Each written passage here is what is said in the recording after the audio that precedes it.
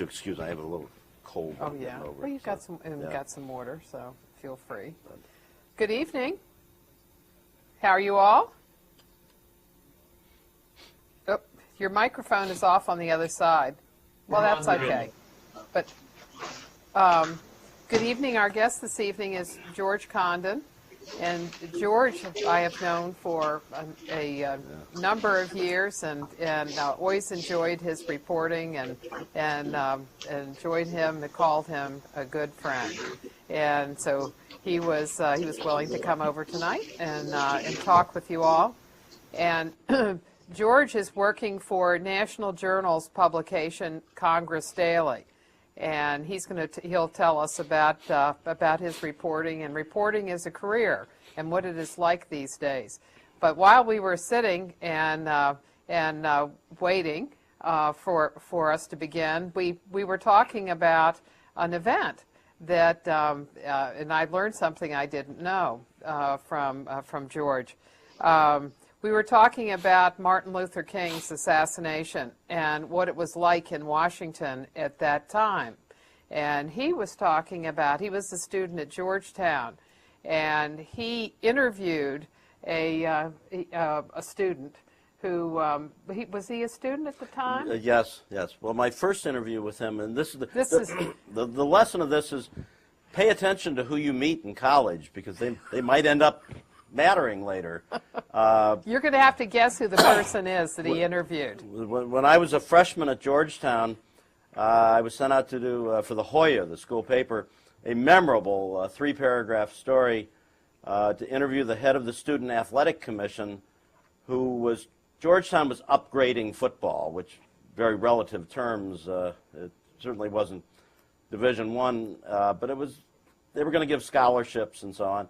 And the head of the Student Athletic Commission was bringing back the Georgetown football team that had played in the Orange Bowl in 1940 to show that we had once had big-time football. And that student who was head of the Student Athletic Commission was also notable because he was about the only non-Catholic on campus at the time. And it was Bill Clinton. It was a big deal on campus. And he came up on the... I saw him again when Martin Luther King was assassinated, and I did what a lot of students did. You know, the National Guard was roaming the streets, had machine guns set up at Wisconsin and M, and so there was a curfew. We got some beer before they closed the liquor stores and played cards through the next 3 days. Bill Clinton put a white cross on this Buick convertible that he had gotten from his stepfather and drove into the worst of the riot areas in Washington, delivering blankets and food. And go figure, one of us ended up president and one didn't. So, you know, look at the person next to you, and you might be getting a presidential appointment from him in 20 years. Did you interview him about his time at the assassination of King? I did years later, and we talked about that. Clinton was amazing. When I saw him 8 years after graduation, and there was no reason for him to remember me. I was a nobody freshman at the time. He was a big deal on campus. And I saw him at a governor's conference, and he remembered my name. If he wasn't under oath, his memory was absolutely incredible. And we also, the year that I was vice president of the White House Correspondents Association, I sat in between Hillary and Bill at the dinner. And at one point we got into there was a lot going on with Bosnia that night, and generals kept interrupting us. But we started talking about a mutual friend from Georgetown days who had been on the Georgetown football team and later ran for Congress. And Clinton started talking about this goal line stand against Fordham. You know, the Georgetown football was basically an excuse to drink in those days. You see a trend here, I'm sorry. But he remembered this entire goal line stand, and he started gesturing of Fordham running into this friend Pierce O'Donnell, and thrown back, and they said, this fat guy can't stop us, and he ran again. And people are gathering at the rope line, and they thought he was doing a Bosnia military strategy. And I was embarrassed later on to admit it was just a 20-year-old, 30-year-old Georgetown football game. Yeah. And I went back. I actually had bound copies of the Hoya in my basement, and I found them and read that game because I didn't remember it. And he had 3 of the 4 plays absolutely right.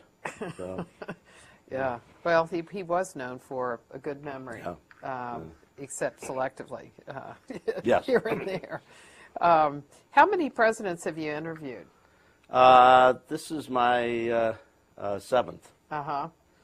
And have you talked to Obama at this point? Have you talked to him? Not since he's become president. I talked to him in the campaign, but not as president. What? But it's only 5 weeks. Well, yeah, there's time. yeah. I think you'll make it. What do you find that's special about interviewing a president, and how do you set up for it? Well, I mean, the most important thing for a president or any interview is to do your research beforehand and know what you're talking about. I mean, and it's just, you're only going to have a limited amount of time with the president, so know what you want out of it and what topics. The worst mistake I made in a presidential interview was I worked at the time for the San Diego Union Tribune, Copley News Service, and San Diego was hosting the Republican convention in 1996. So I had an interview on Air Force One with the president. It was the head of the nominee of the other party traditionally gives an interview to the host city newspaper. And all I wanted out of it was politics and how he was going to beat Bob Dole and tactics. And I made the mistake of thinking, well, I'll ask one substantive question before I get to the politics. So we're sitting there on Air Force One, and I asked him about immigration policy, because that was important to San Diego.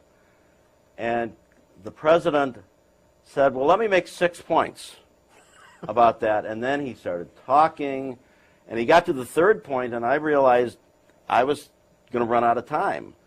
But you can't really say to the President of the United States, I'll stipulate to the last 3 points. You know, if I don't care about him, let's talk politics. Yeah. And by the time he finished, I had time to really jam in, only 2 quick questions, or 3 I got in, on what I really had come for. So I should have known that before then, but I learned a lesson of ask what you want, and don't assume that any president is going to give you as much time as they promise. Yeah. And President Obama is particularly disciplined on that. In the campaign, if they told you you were going to have 7 minutes, that's what you got.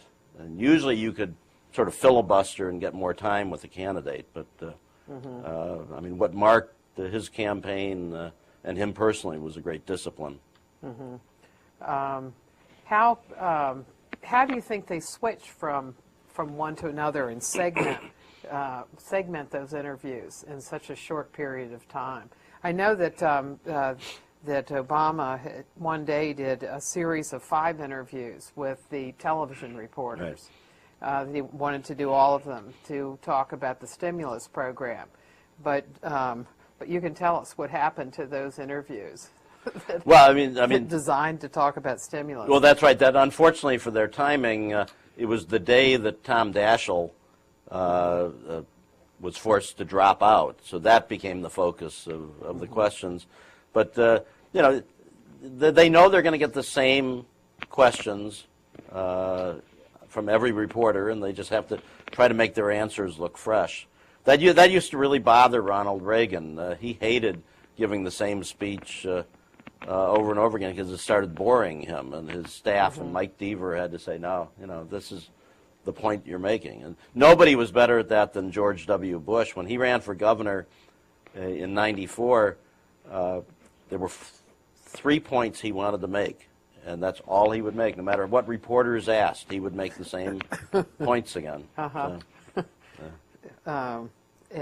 when he ran in 2000, he was very disciplined about what he talked about as well. He had a campaign agenda about 6 items, and that's what he wanted to talk Right. about. And in 2004, the last weekend of the campaign, I don't know if I can't remember if you were on the trip, but I did the Friday, Saturday, and Sunday of that last weekend, and we went from Washington to New Hampshire to Ohio, Minnesota, Wisconsin, Florida, and he gave the very same speech. And Right, it was right. exactly the same Yeah. speech. There were no differences in it. And of course, at that point, you're not really reporting on the speech as much as you are developments, because they're not going to say anything particularly new. No, luckily, I wasn't on that. One of the benefits of some seniority is that you don't have to go on the killer last week trips where, for example, Bob Dole, he knew he was going to lose. Everybody knew he was going to lose. But he decided, I'll do 96 hours in 96 without any sleep. And the candidate can slip off and get some sleep, but that's when you're writing your story. Yeah. It's like when you're on foreign trips. And I remember getting into I was excited the first time I had gotten to Jerusalem. I'd never seen Jerusalem. We arrived at 1 a.m. Which president? This was Reagan or the first Bush? I think it was the first Bush. And we finished our stories by 3 a.m. and we had a baggage call at 5 a.m. So I had arrived in Jerusalem, never saw daylight before we had to leave. So didn't quite live up to what I wanted to say. Right. Yeah. It's not a good way to travel. But tell us about your career, and if we can see it started early. It's been misspent. It's been a failure.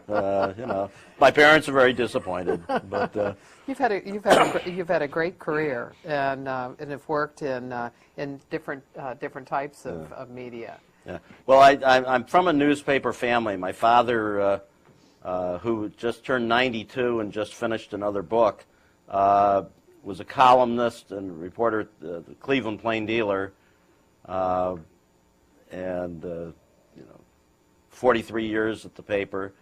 My youngest sister is a Holmes editor of the Plain Dealer now, and I worked at the Plain Dealer for a while. But when I graduated from Georgetown, I worked briefly for a weekly newspaper in Cleveland that Howard Metzenbaum owned, then at the Plain Dealer, and then went to the Columbus Bureau for the Plain Dealer, which is still the most exciting story. One of the tragedies of newspapers cutting back right now is that state capitol bureaus are being trimmed. I mean, and that's where the public perception is completely wrong. The public thinks that the corruption is in Washington and that, if we just run things like we do in state capitals, we'll have honesty and light.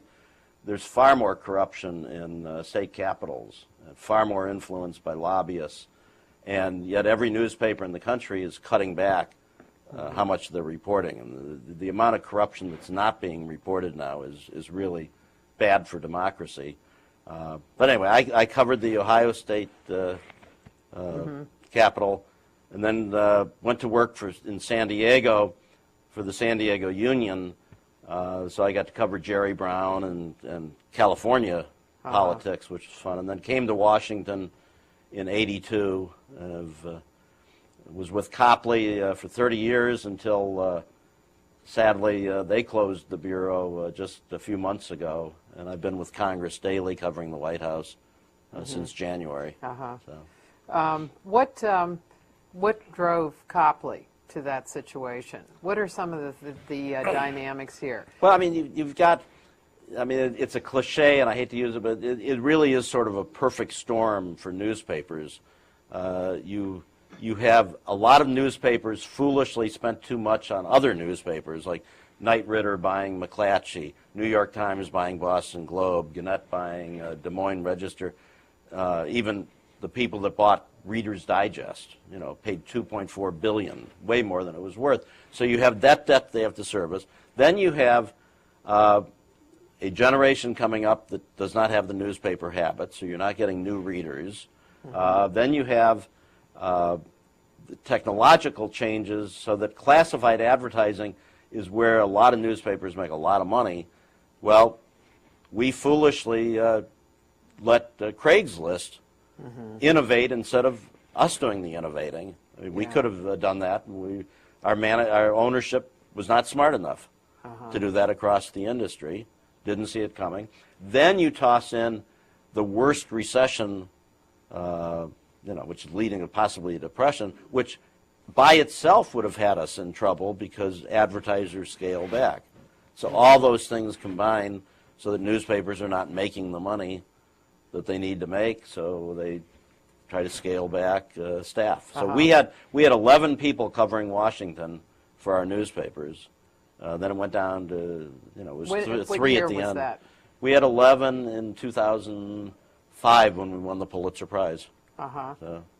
And can you tell us the story that, that you worked on? This is a perfect example of something that only a regional newspaper would do. Because we had a member of Congress from San Diego named Randy Duke Cunningham. And everybody knew he wasn't very bright, but he was very conservative in a very conservative Republican district that revered the military. And Duke had been the only Navy ace since the Korean War. He was an ace in the Vietnam War, had shot down 5 MiGs, and that became his life. That's what he talked about endlessly, and they got him into Congress. And again, we knew he wasn't going to go into leadership because he really was, as I say, not very bright. How did it manifest itself?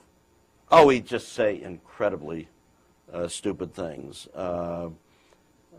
He also did crude things. He was in a room like this with constituents and a cancer patient, and his elderly man challenged him on why is so much being spent on the military budget and why isn't more on cancer research.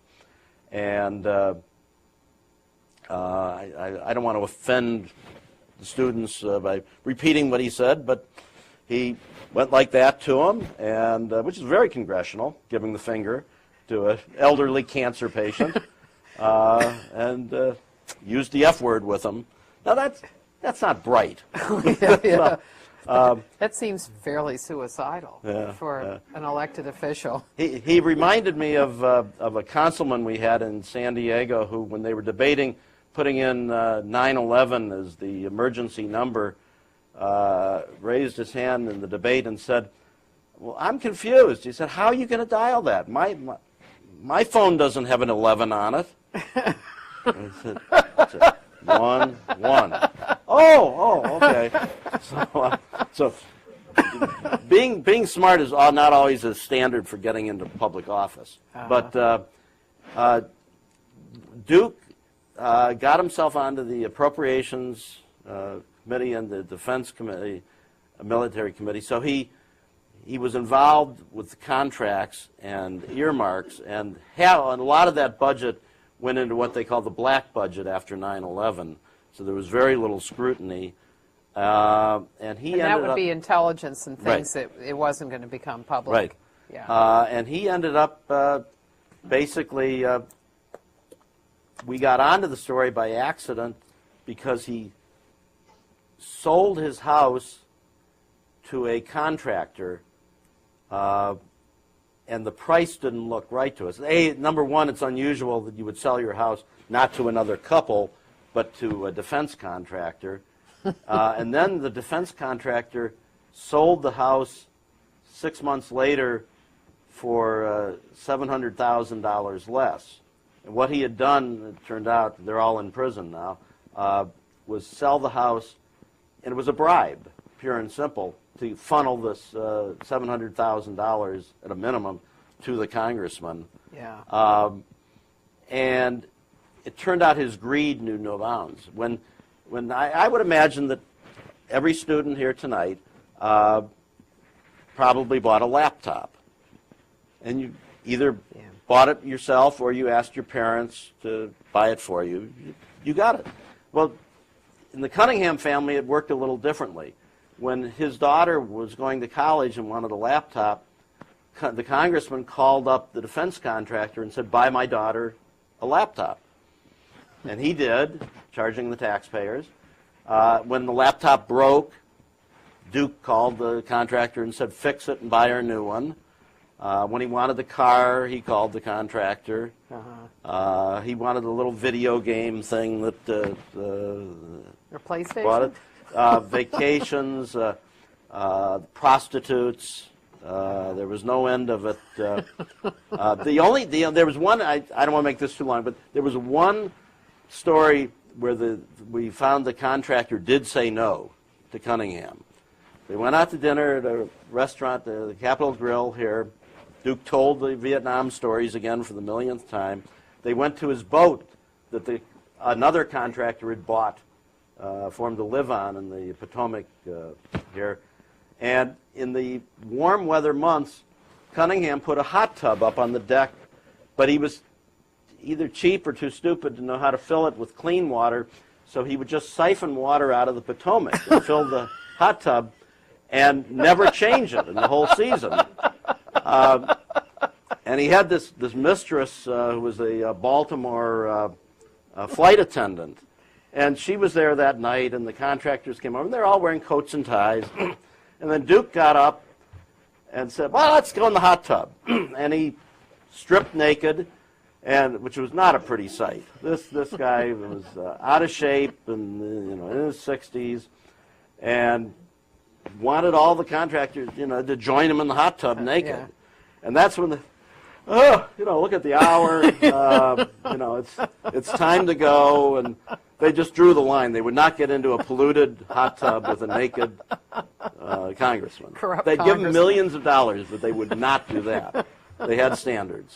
So, anyway, we wrote the stories, and the beauty of the story was there were no leaks, no tips. It was everything on the record and documented, and within an amazingly fast amount of time, he was convicted of the most corruption in the history of Congress, or as our book said, the most corrupt congressman ever caught.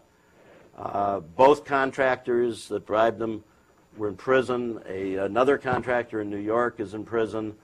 And the number 3 guy at the CIA who was also involved in it was just within the last 5 days sentenced to prison for this.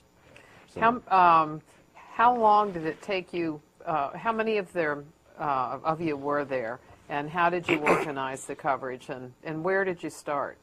well, it started with just there was one guy that deserves the credit. Although when I was looking for a job, he told me that I should stop giving him the credit. I should take it. But the credit really belonged to Mark Stern, who is now working for ProPublica, which is an online investigative reporting thing that provides stories for other publications.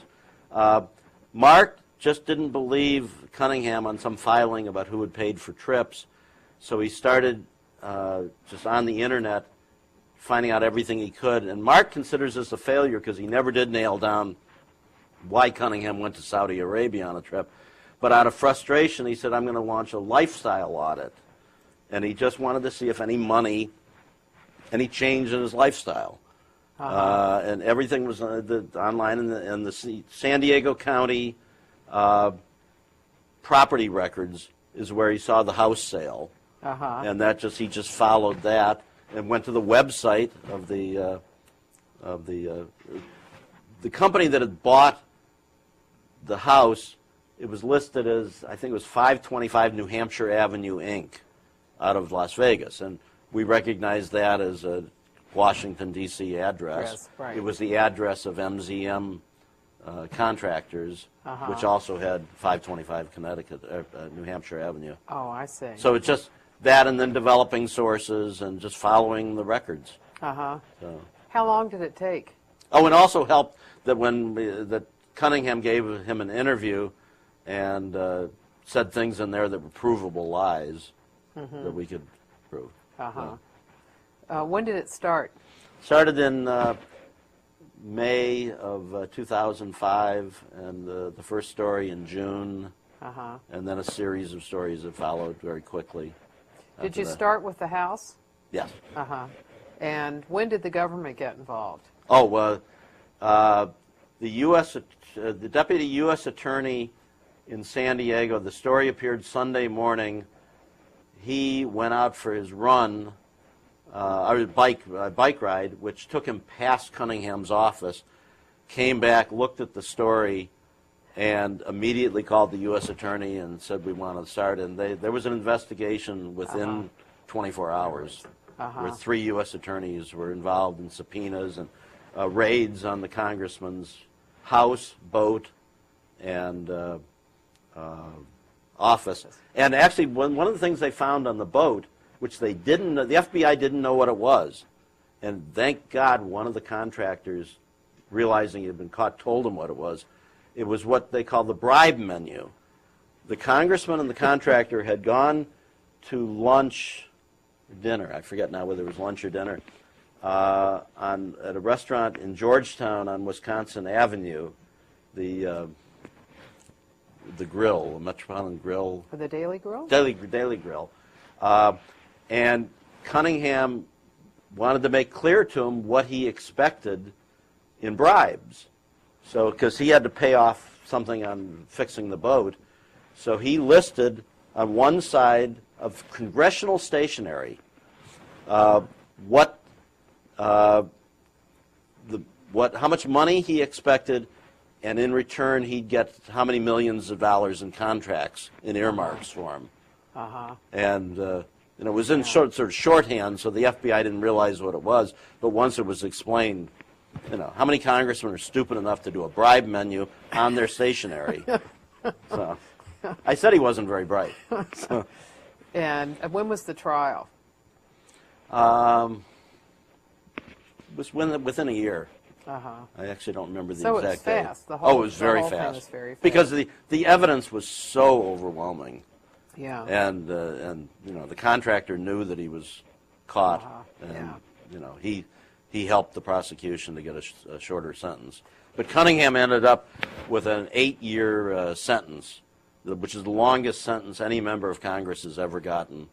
It would have been longer. They did cut a little off because of his war service. And what kind of resources did that require from the newspaper? Was everybody in the Bureau here involved? Actually, it didn't require that much after the initial. So, I mean, we had a lot of reporters in San Diego who wrote other stories off of it and about the San Diegans, because one of them was, they did a lot of good reporting on the defense contractor there. And we did a lot on how Congress operates and earmarks and broadening it to other congressmen. So, yeah. I think we could see this year or last year about the pay-to-play scandal in Illinois, the importance of corruption at the state level, and it is very disconcerting to think that we're going to lose so many newspapers. And what do you see as the alternative for digging out these stories? There isn't a good alternative right now. I mean, and there was some good reporting done on the Cunningham story by one blogger, Josh Marshall at TZM, the Muckraker, did some wonderful reporting. We credited him when he broke things, and he credited us. So, I am not one who says there's nothing good being done on blogs, because, I mean, Josh proves that wrong. He's far and away the lead.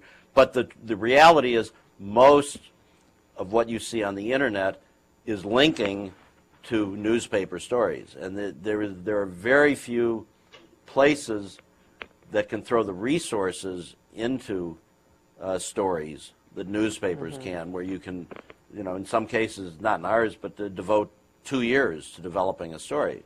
Because you run down dead ends. We could not have done the Cunningham story if we had not had the commitment to covering congressmen on routine things. Because we knew Cunningham, we were suspicious when he gave an explanation of why he had gone to Saudi Arabia. We knew it was a lie. He said he had done it to have better relations with Saudi Arabia. And we knew Duke well enough to know that there was no way in the world he cared what the relations with Saudi Arabia were unless there was something in it for him. And, you know, nobody, you take newspapers away covering members of Congress and regional issues, there's nobody that's going to do that. There's a very good San Diego web newspaper and some good bloggers, but none of them can afford to be in Washington, D.C.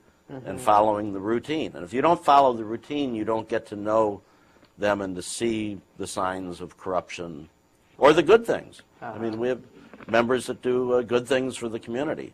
And, you know, that's just not going to happen without newspapers. I mean, TV stations have basically pulled out. The Chicago Tribune last Friday closed its broadcast operations. If you go to Richmond, Virginia, there's almost no TV coverage of the state capitol now. Really? Yeah. No, I mean, forget whether newspapers are arrogant and deserve their fate, because there's an element of that. There has been arrogance there. It's just a question of what's good for democracy if you have nobody watching agencies or your public officials and how your money is being spent. So. Do you see any hopeful signs? No. I'm sure there are, but with this recession, I mean, things are very bleak. I mean, I got a call this morning before I left home from a reporter at the Columbus Dispatch, which had been the one regional newspaper that had been holding out and not doing layoffs, and they laid off 45 reporters this morning.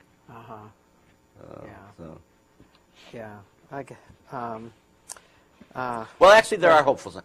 Politico, for example, is doing a very good job of covering and filling a void. I mean, they have 4 or 5 people at the White House now. Right. Yeah. It seems on a daily basis they have at least 4. And some of it is breathless. My favorite was last week when the president was going to address the nation on Tuesday night, and early in the day they posted something. 3:40 or 2:42. 6 motorcycle police are now lined up outside the White House waiting for the motorcade tonight. Now, I admit that newspapers had missed that story. We did not know how many motorcycles were parked outside the White House. Or particularly interested. No, but they do a very good job. On the campaign, Politico was one of them. And other websites like that have popped up that are filling the void. And in their case, they have a newspaper, so it's their newspaper that's really generating the revenue. Right. That's right. Any revenue they have is through that. And so now you're working for Congress Daily. Right. Tell us what Congress Daily is like, and how is gathering news. In what ways is it similar, and what ways is it different? Well, it's different style of reporting. I mean, instead of a mass circulation newspaper, Congress Daily has 20,000 subscribers. So the audience that I'm writing for example, covering today the president's meeting with the British Prime Minister.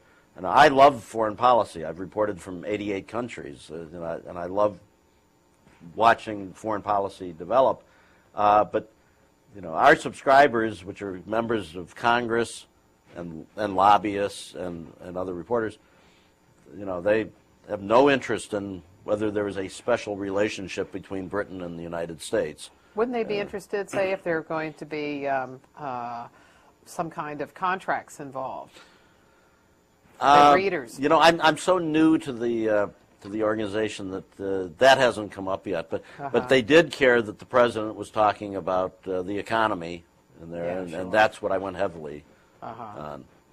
And we do have an impact. I would write something for San Diego, and it would often have no impact at the White House, but you write something about the president's actions infecting Congress, and every member of Congress is reading it, you have an impact. Do they read it online, or is it Actually, printed, and when? Well, it comes out twice. It is printed, and you see people carrying it around on the Hill. But the PM edition that comes out in early afternoon seems to have the most impact. Again, I'm so new to this, having just started in January. Yeah. I'm sort of learning it. But I've been accused by other reporters of having a bias where I don't recognize Congress as a co-equal branch of government, and that I'm so White House centric that that's the only thing I recognize. And there's an element of truth to that, I suppose. Well, except but you were writing from the White House, so Right, that's right. and that's what they expect is Yeah. to have the White House angle. Yeah, the last time I went to the Hill, a friend of mine up there offered to do a map quest for me so I could find it, but I How do you find out your news, and how do you develop stories? And is it different now than it was, say, at the San Diego Union? yeah, at San Diego Union, we were more focused on leaving the daily stories to the wires and not duplicating that, and doing more longer or regionally focused stories for Sunday, with the most readership. Here, there's not as much focus on that. It's the immediate. What did the president say this morning? And the backstory of it. Yeah, but there's a lot more immediacy of getting the news in. So when you first started, what was the length of a story, and what is the length of a story now? Well, stories are a lot shorter now than they used to be, and that's true throughout the entire industry. Yeah, because the paper's small. I mean, we used to write. I mean, it's embarrassing to say how long they were, but when I would start, we would write 1,800 words on a presidential speech. Nobody does more than 800 or 900 now. I mean, readers do not want to read long stories, and we lacked discipline on that, and we've learned, and they're shorter now. Now there's some stories that do merit. When the Washington Post wrote about the mistreatment of veterans at Walter Reed, those stories deserved length, and that was important. But I mean, our first Cunningham story that ended up with 5 people going to prison was under 1,000 words. Like I say, no source, no leaks, just facts that were very easy to follow. Yeah. And those are the kinds that people can understand pretty easily too. Yeah, there was nobody had a hard time understanding somebody overpaying $700,000 for a house. Yeah. That there was definitely something something wrong. And it turned out the people that had known about that corruption before us were the neighbors, who all couldn't figure out why it sold for that. Now, none of them called and said anything, but they weren't surprised at the story. At what point did you talk to the neighbors? Early on. Yeah. How do you find out your news? What do you, what are your habits? Well, what do you read and when do you start? I get delivered to my house the Washington Post, Wall Street Journal, New York Times, and USA Today. And when do you start reading them? When I get up. And before I go in, and I read I try to read the Post and USA Today at home, and then I read New York Times and Wall Street Journal on the metro coming in. And do you do Politico? I do Politico several times during the day, and do you do Romanesco. Yeah, right. Yeah. Romanesco comes in, at least in mine, it comes in around noon. Yeah. And it always brings bad tidings of the news Right, industry. It's about the industry, and it's which paper has gone under today is going to, and what were the particular issues with it. And I do Drudge and RCP. And that's Real Clear Politics. Right. Yeah. And they're aggregated. I mean, you can see links to stories that you want to read in other publications. And Lynn Sweet of the Chicago Sun-Times has a blog, everything about Obama.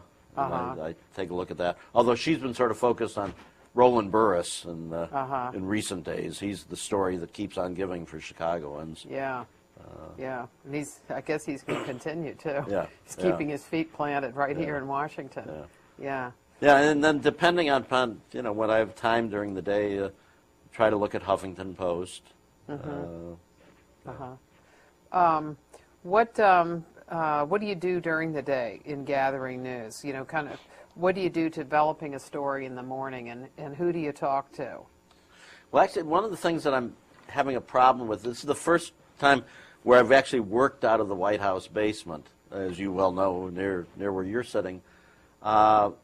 And I'm not finding that as conducive to doing interviews and reporting as being at the office. For one thing, everybody can hear. If you're working on something you don't want to share necessarily, there are no secrets when you're working with 12 people in about a 20-foot area, and your chair is touching three other people. It is hard, and particularly because some of them now, at least the ones that are currently down there, have deadlines where they can move a story on on a website, and so if you are talking about something that you don't want to talk about, because I know today I had to talk to somebody today because I'm going in tomorrow, and I didn't want to talk about the particular subject. Because the reporter who's doing it, it's his story, and I knew that the story would get picked up, and so it's difficult. So in the cold weather, in particular, like it is now, reporters can't just go out on the driveway. It's really cold out there, so people go up on the steps and have to sit on the steps to do their phone calls. And you also have ethical challenges. I mean, about 10 days ago. One of our competitors at Politico, I heard him, working on a story that is something that I cared about. And it would have been unethical for me to then try to jump in and beat him to it or anything. So I had to sort of brace myself, knowing that was coming out the next morning. It didn't turn out as bad as I thought it was going to be. So, but, he didn't have the key interview that I thought he had. So, But you do have ethical challenges on that. So I try to get back to the office if the president's not out of town and do the interviews from the office. From the office, But you still, no matter where you are, you're working the phones and calling people to find out what the president's going to do and why he did it. And I'm a little less interested in trying to. I'm not sure what the big deal is if you get on the web 15 minutes before your competition. I mean, so what?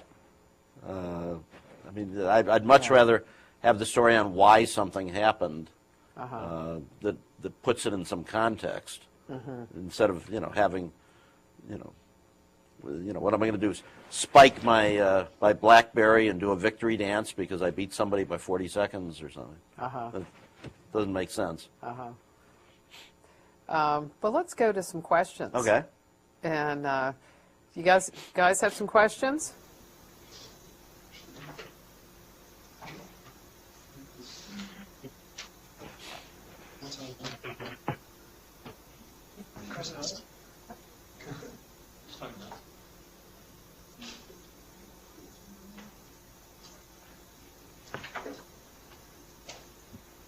All righty, somebody.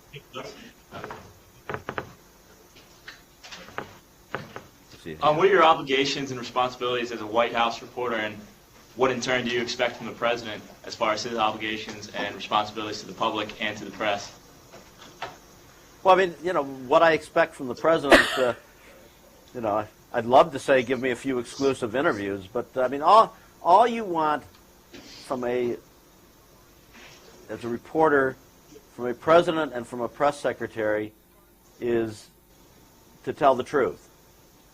Let me bring it down from a president to a press secretary. We all know that, I've covered probably 13 press secretaries, and I don't expect and never expected any of them to just answer every one of my questions. There are things that they shouldn't tell us that affect national security, that can affect the development of policy, can affect stock prices, people's livelihoods. But there are probably 24 ways of saying no comment or deflecting a question. And I understand that. If somebody says I can't answer that question or uses one of the ways of getting around it, but don't lie to me.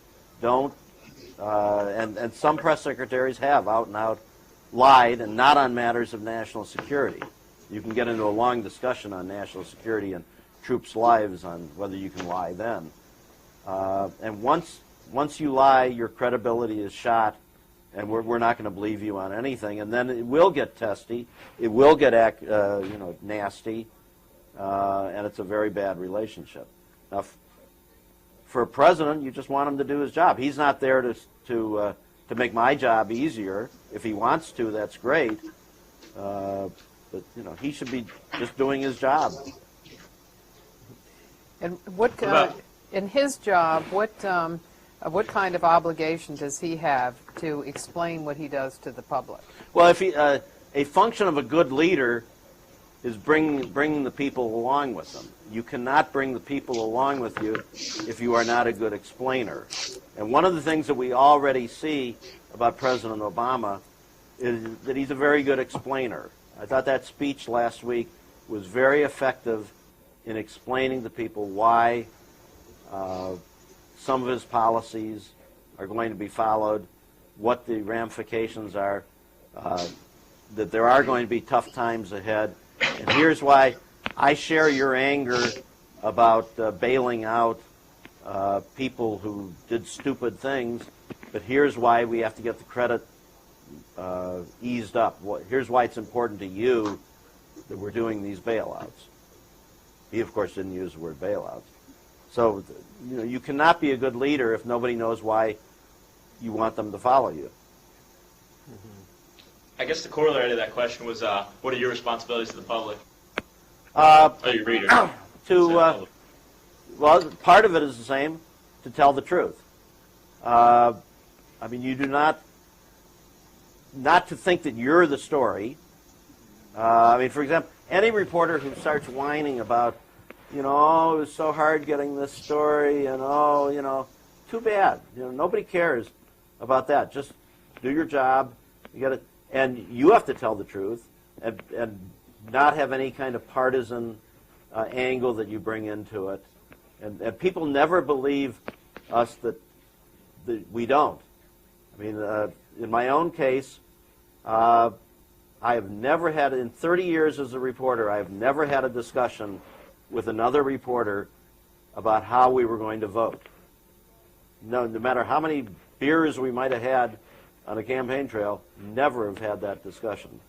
I don't have that discussion with my own family. They don't know how I'm going to vote or how I did vote. It's just not something that you do. And when you see reporters sometimes going on cable and to keep getting invited back, they get a little too opinionated. You should do analysis, but not opinion. Nobody cares what my opinion is, but hopefully my experience or my reporting will make my analysis worth having. I don't know if that completely answers your question. That's good.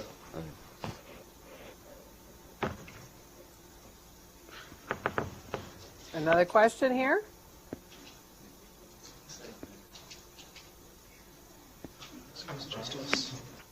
Yeah, all the questions are going to come from Towson this evening. Yeah. The pressure is on. Yeah, that's right.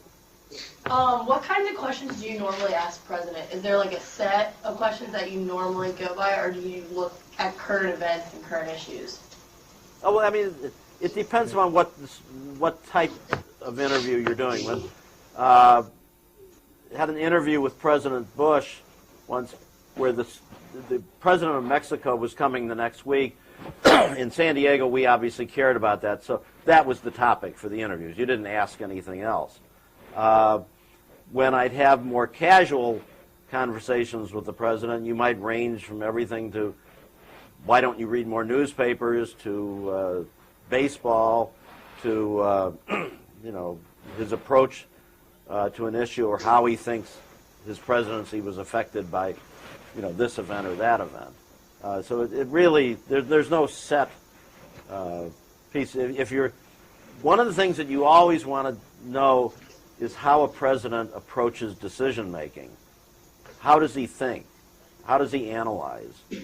And that was, couldn't have been more different going from Bill Clinton to George Bush to Barack Obama. And that's instructive and helps you understand a president. Can you tell us something about that, how you figure that out, how they make decisions? Who do you talk to for that? You try to talk to the people who are in the room when he's making decisions. Uh-huh. I mean, Bill Clinton, extraordinarily smart and sponge. In 8 years as president, including, we had dinner at the White House once, had dinner in Germany once, and chances to just talk to him in more casual settings. It was a personal goal to try to find a subject that he had not thought about. And I failed. I could never find anything, no matter how obscure, that it turned out he hadn't read a book on or something. I once was pool reporter in Kansas City when he toured the Jazz Museum, and then we toured the Negro Baseball Hall of Fame. Yeah. And I tried to stump him on that, on things on Satchel Paige's statistics. And he knew a lot more than I did on on all that. I thought I knew a lot about baseball. He blew me away on that. So, you're always looking for that. But that led to a lack of discipline in his decision making because he wouldn't narrow it down. He would always want, like we were back in college and in the dorm, and he'd want a bull session on it. So sometimes they wouldn't make the decisions when they should, and it would go on too long, and that wasn't good for government. George Bush, his curiosity was, when we were in St. Petersburg, Russia, and they put on a tour of the Hermitage. He was in one of the great museums in the world. Fascinating stuff. And he was unhappy that they wanted him to spend 20 minutes doing it. You couldn't run through the Hermitage in 20 minutes. He just had no curiosity on that. He had set things that he believed. He was well read, but did not want a lot of outside input on that. And Obama looks to be a very disciplined decision maker from what we've heard so far. So do you find that you can get to people on the inside who've been in a room, or do you have to find people outside of the building? You have different success. With Ronald Reagan, you had great success on that because there was a lot of tension and fighting among the top aides, and it also helped me because I wrote for a California paper, and a lot of them were Californians. Yeah. So tremendous success with that. Pretty good success with George H.W. Bush. And okay with Clinton. Not good success with George W. Bush. I mean, they were Texans and disciplined, and they didn't want to admit to any problems. They just didn't want to share anything other than God, the president is great. You should have seen him. You would have been proud. I mean, that type of thing. What off-the-record sessions? Have you done off-the-record sessions with most presidents, and can you tell us about what you learn in an off-the-record session and how they run? Yes. I mean, the worst. I did one with Ronald Reagan in the White House library downstairs, which is a great room, and he came in, and they wanted to serve drinks, and the president was drinking a screwdriver, orange juice, and was a vodka. And somebody, to break the ice, there were a few other reporters there, said to him, "I've got to sit next to you, Mr. President, because I have a bad ear." And the president brightened up and said, "Oh, I do too," and took his hearing aid out and handed it, wanted each of us to look at his hearing aid. And the last thing I wanted was to hold the hearing aid that had just been in his ear, but he's president of the United States, so you did it, handed it back to him, and then you got into other discussions about what did he really think about Gorbachev, and what had happened at the summit. So it's interesting stuff that helps inform your writing. And Reagan was willing to be a little more candid on that. George W. Bush was off the record too. He would, you can say it now. I mean, he at the time thought that he had made a big mistake on how he dealt with Putin, Vladimir Putin. But he couldn't. He clearly couldn't say that while he was in office, because U.S.-Russian relations were too important. And you had to honor that. And how many people were in the sessions, say, in that session where he talked about Putin? In that one, it was during summer, and there were probably 8 other reporters around the table, and I had one with President Clinton where there were 6 other reporters. And did everybody honor? Yeah. They did. Yeah, and it was just recent. Before President Obama became president, he met with a group of liberal columnists, and I tried like crazy to find out what was said in that, and they all honored it. They wouldn't even tell a background themselves. Another question? Yep. Have you seen any evidence, or do you foresee that we'll see evidence that a lower level of reporting is going to lead to more corruption, or has led to more corruption amongst our elected officials? Well, I mean, here's the problem. It's corruption we'll never know about. So it's decisions that will be made in agencies that even newspapers that still staff state capitals have cut back, and so nobody is watching the agency. So it's things you won't know about how your money is being spent.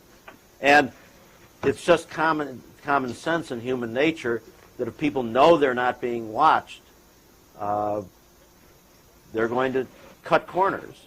And we'll never know what those corners were cut. Now, some of it may dribble out, but for the most part, we will never know what is being done and what we're missing. Well, what about state FOIA laws? There are a lot of states that have strong Freedom of Information Act type statutes that they could use. So it may take some while. So you may find it out. That's the problem. But it's way later. I mean, you sometimes don't find out for 8 years the answer on your FOIA request. And there was a story in the Washington Post this past Sunday by the former Baltimore Sun police reporter who did The Wire on HBO, and he tried to get some information out of the Baltimore Police Department about shootings, and even though the law clearly says they have to give that information, the police department refused. So they're not giving it. Nobody is filing the lawsuits that newspapers filed to get this information. And the public sympathy is not with releasing the information, even though it's the public that's served. I mean, there's been a tipping of people wanting privacy in all things, and that makes it impossible. When I worked at the Plain Dealer and did police beat, I used to every night call 27 hospitals and talk to the chief nurse and find out what shootings had come in, what cases. That's against the law to give that information now because of the HIPAA law.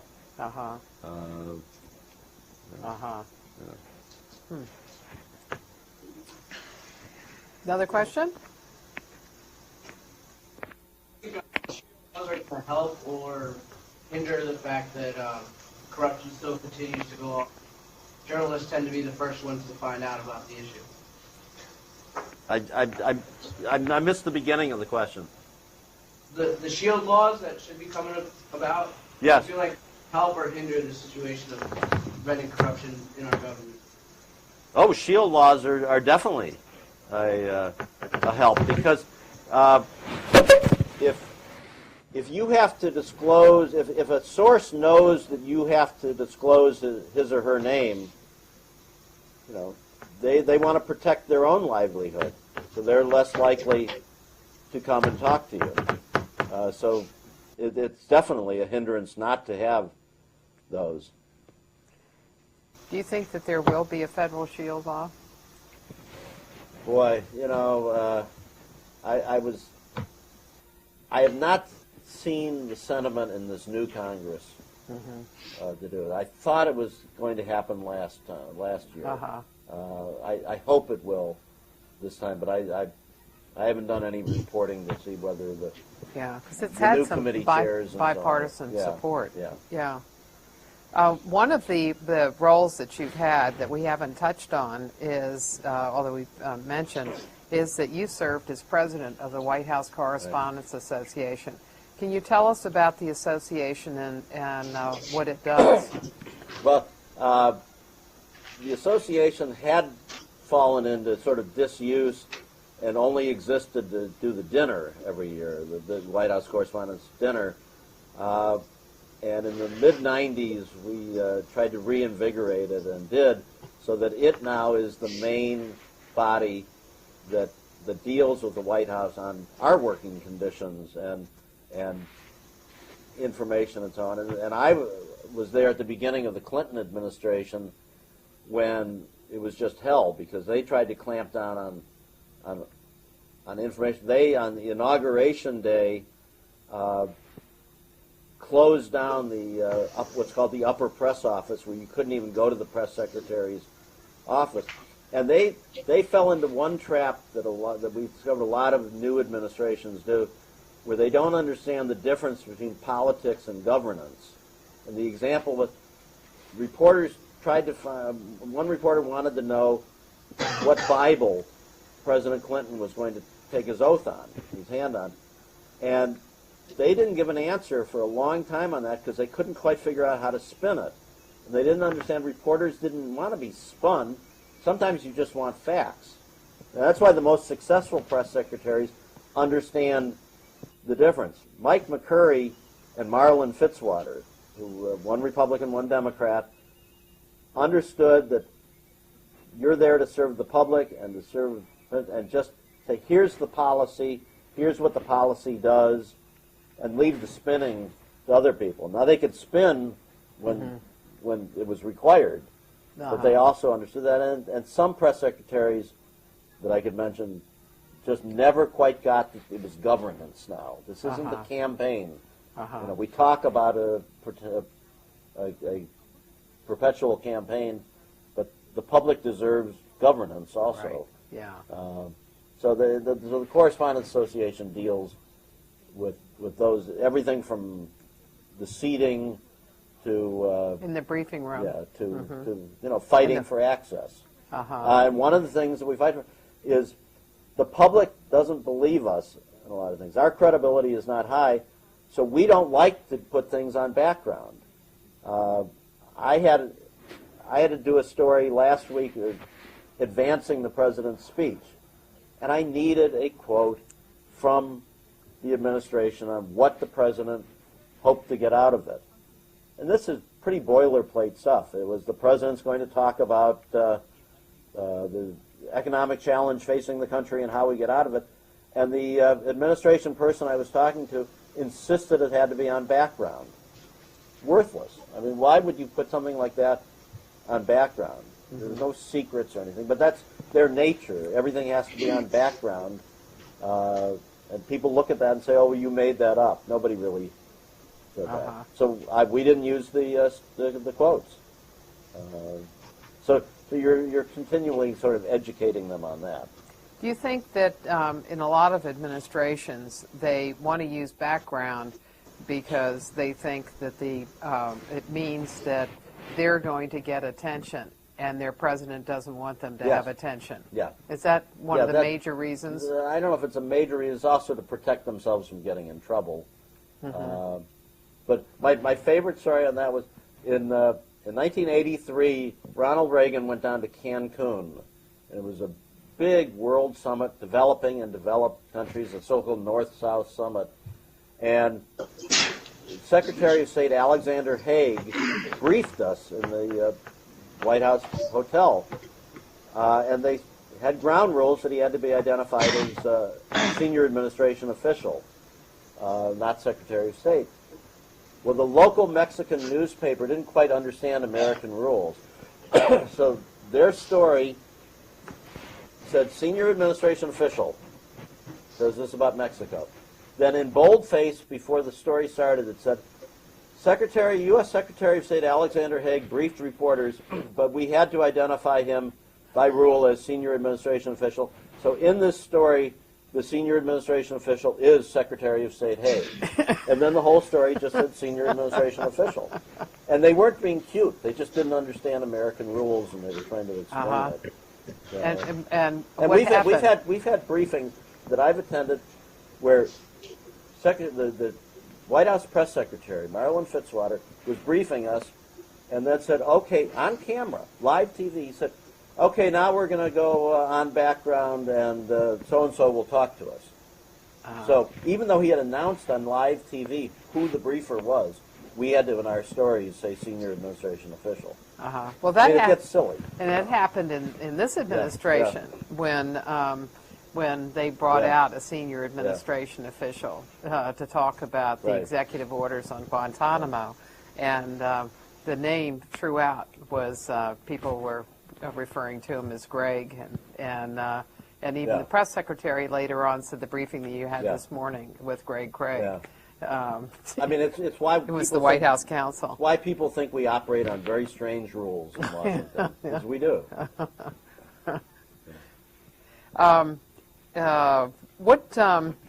What other kinds of things do you do? What's the dinner involved, and what have been some of the issues that have come around about the dinner? Oh, well, I mean, the same, I don't have a lot of patience for some of the criticism of the dinner. The same people who used to always criticize the dinner as being too boring because all we had was public officials there, are now complaining that it's too Hollywood because a lot of Hollywood stars like to come to it. You know, it's a mix. It's fun, and it's helpful to you on news because you can. There are people who wouldn't normally return my calls that I can walk up to at a reception and talk to. Right. So you can develop people as sources, Right. and you can have fun. Yeah. So I mean, Yeah. And it's a good place to get commitments on interviews. Yeah. it Now, is. I will admit that last year at the dinner, I got trampled a couple of times because I was 2 tables over from the Jonas Brothers. And there were more people interested in talking to the Jonas Brothers than me. Go figure. Another question?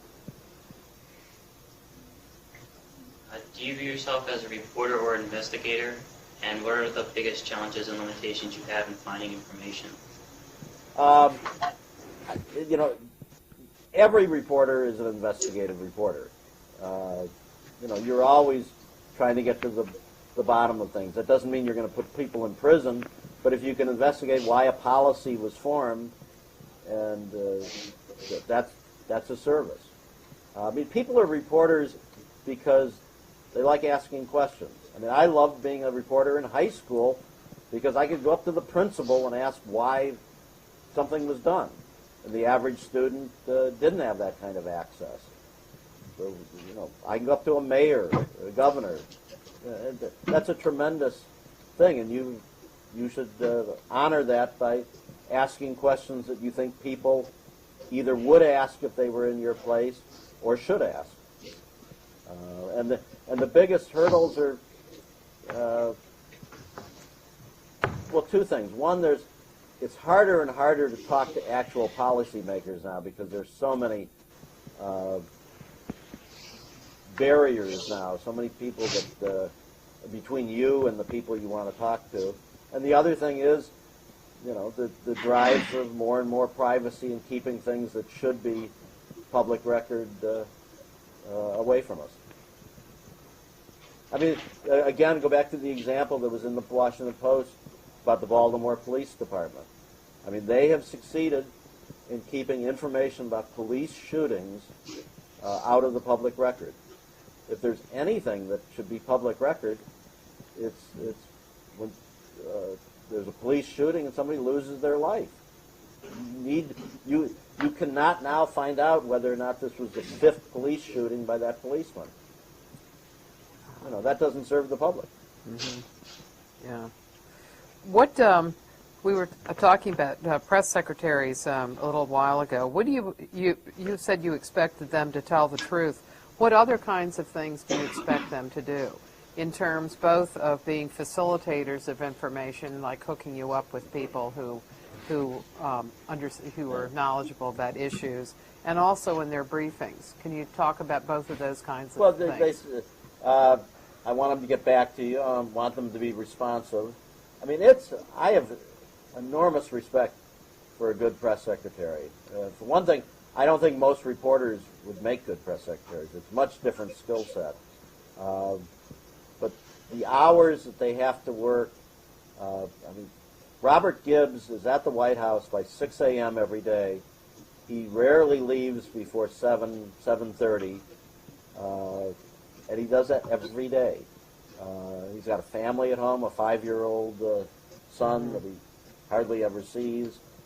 He has to take flack from us, and you have to know so much more than I know, than almost anybody else knows, because any topic can come up, and he has to know something about it beyond just casual knowledge.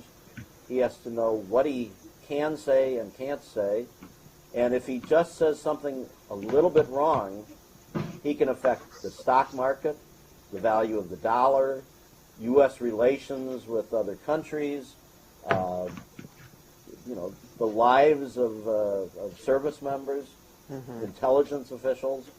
I mean, there's a lot of burden on a press secretary, beyond just answering some questions. How useful do you find the press secretary's daily briefing? Actually, I find it's helpful. There are issues that come up there where he can't possibly field the same question from each one of us. I mean, that's all he'd be doing all day. And there's some questions that all of us want to know the answer to. It shows you the evolution of policy. So, yeah, I find them sometimes less helpful, but... And in the 8th year of an administration, you wouldn't catch me near a briefing. I don't think. So. I think that happened in the. I know it happened in the 8th year of President Bush's administration. One day, President Bush, his press office announced, I think it was in January or February of 2008, that he and Henry Paulson, the Treasury Secretary, were coming into the briefing room. And they didn't give much notice, and so I think they notified people. I was there when the notice was sent through the through the PA system, and I think it was at 2:13, and then he was coming out. The two of them were coming out at 2:35, and so it didn't give time for people to sprint to the White House, get through the Northwest Gate, and get into the briefing room. So the only people who were there in that room, and there are 49 seats in the room, and I'd say at a typical briefing today, there are probably about 80 people at the briefing. And that particular day, when the president himself came in with his Treasury Secretary, there were 18 people in the seats, and that was it.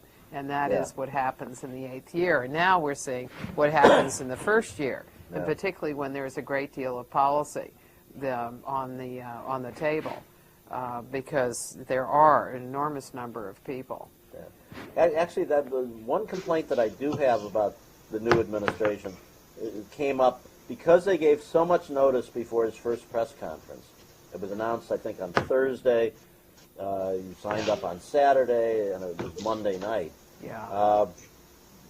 There was a blurring of the line between reporters and partisans that was troubling. I mean, I was not upset that Huffington Post was there. I mean, you could quibble on that, but to have in the first row of a primetime presidential press conference a very partisan talk show host, Ed Schaefer, and it didn't cause Schultz. Excuse me. It didn't cause a big fuss because almost nobody in the country knows him.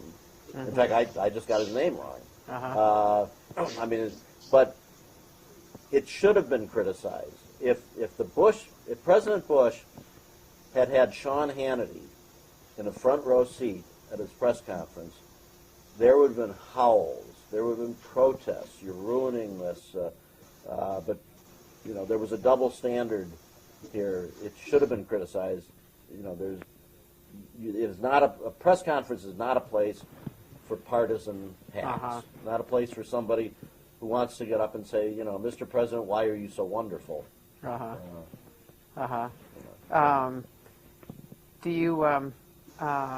you think that they just hadn't thought through how you set up one of those? Differences? No, I think they're very taken with the idea of, you know, new media versus old media, and you know, we won this campaign in part because we understood, you know, that there's a changing environment, and because they played to, you know, the new media. They did it very effectively, and they should have. But again, it's a difference between governance when you're in the White House and politics to get in there. If you looked at the people that President Obama called on in that press conference, he called on the very same people or institutions, the same news organizations that Bush very regularly called on. He called on the wires, AP, Reuters, and Bloomberg, five Nets, New York Times, Washington Post. Right. He did not call on the Wall Street Journal or USA Today. Then, Huffington Post was the one that was different, and NPR, Mara Liasson, and Helen Thomas, and put her pretty, I have no high problem up. with that. I mean, it's a little troubling that it's so completely scripted now. I mean, every president has had it scripted on at least the first few that he called on. This is the first one where you had the sense that every single one was scripted. Although it's unclear to me. I know that during the campaign they let people know that they were going to be called on, and that was not the case with that press conference. Although there was an article in the Washington Post, Howard Kurtz wrote that they knew that the reporters had been informed that they had been called on, but I didn't find one reporter. I don't think they were informed. And I don't either. And that was not corrected. And so what happens is that's just now, and they doesn't seem to me that the Obama press office tried to stop it either, because it's now become conventional wisdom that that's the way things work. And I think, in fact, it really isn't. But you also could anticipate what kinds of questions that people were going to ask. Another question? Yep. Which president that you personally worked with was effective for portraying his message to the media, where the people were basically like, okay, I believe him, or just went along with him? I mean, whether you agree with Bush or not, I know a lot of just the media ate him up a lot, regardless of what anybody believes in him. But what the president you worked with was able to really get his message out there, where the people just bought it, whether he was lying. Whatever. There was a reason why Ronald Reagan was called the great communicator. He did it in very simple terms. You knew what he believed in, and he explained it in a way that everybody could get. Now, that didn't mean everybody bought into it. When the unemployment hit 10% in 1982, he got clobbered in the midterm elections, and through 83, it looked like he was going to be a one-term president and a failure. The economy turned around, and he won a landslide in 84 and had a successful presidency. So, I mean, if your policies don't work, no matter how good a communicator you are, it's the old, you can do the great advertising on the dog food, but if the dogs don't like it, doesn't matter how well you communicate it. Bill Clinton was a very good communicator, except he tried to communicate too many things too many issues, and that diffused it. And plus, his own personal indiscretions got in the way of the message sometimes. I did not think that Bush was a particularly good communicator. Yeah. He seemed not to be interested in explaining right. what he did. That he liked making decisions, but he didn't like explaining them. And he didn't have other people do that. So he didn't do it, and his press secretaries weren't empowered to do it either. And so you just didn't get a lot of explanation. And part of it is also whether you build confidence. I was just talking to my father last night, who I said is 92, and he was talking about how just listening to Franklin Roosevelt's voice during the Depression gave confidence to people, and that's important. So it's more than just what you say. There was another hand back there. Yeah. Somewhere. In the back, somebody had a hand up back in the back. I was wondering, you said that you said your father wrote a book too. Do you think that you'll be interested in writing one also about everything you've been through? Well, actually, my father's written, I think, 12 books. My father is probably the leading historian of the city of Cleveland. He's written several histories of Cleveland and Ohio and the Erie Canal and so on. And I've co-authored one book. We did a book on the Cunningham case. So I enjoy it, but it has to be something that I really want to write. I felt the Cunningham book was important because, as the biggest case of congressional corruption in history, we wanted an authoritative account of it for historians. We had no illusions that it was going to, outsell Harry Potter, but we wanted it there for history. And you won the Pulitzer Prize for it. Well, not for the book. For your coverage. The coverage, right. Yeah. Right, Yeah. so. Another? Any others? Yeah, we got one. So, after 9/11, it seemed that the press corps went along with a lot of policies that Bush had towards the war and towards terrorism. And a lot of his policies weren't checked from what I believe during the press. Do you think that this current administration is under scrutiny now because of the failed administration to, relive a policy that were not checked through the media? There's a couple of answers to that. One, I think you're right in the wake of 9/11. I mean, there were questions that were not raised about the linkage between the war in Iraq and 9/11.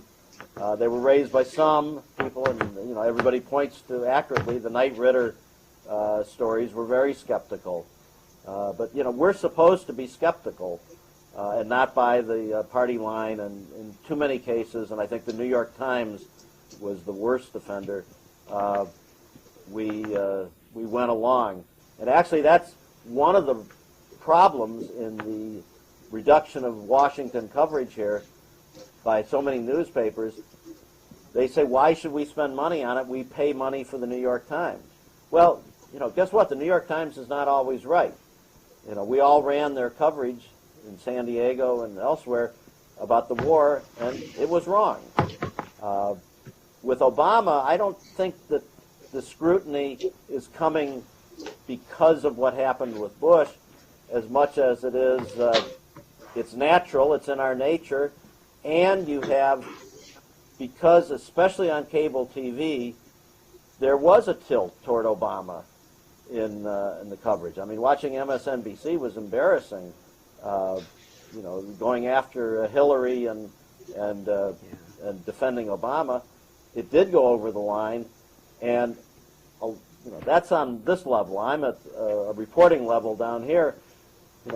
We all are aware of that, and all the conservatives think we're completely in Obama's pocket, and he's the Messiah, and so on. And you're human. You react to that. You want to show that you're not on the payroll.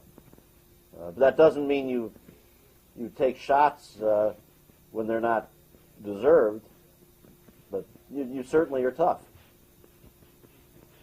One more.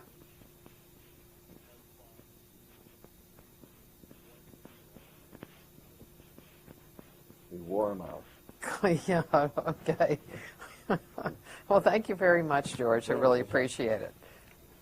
It was very good. It was Yeah, fun. thanks. Thank you.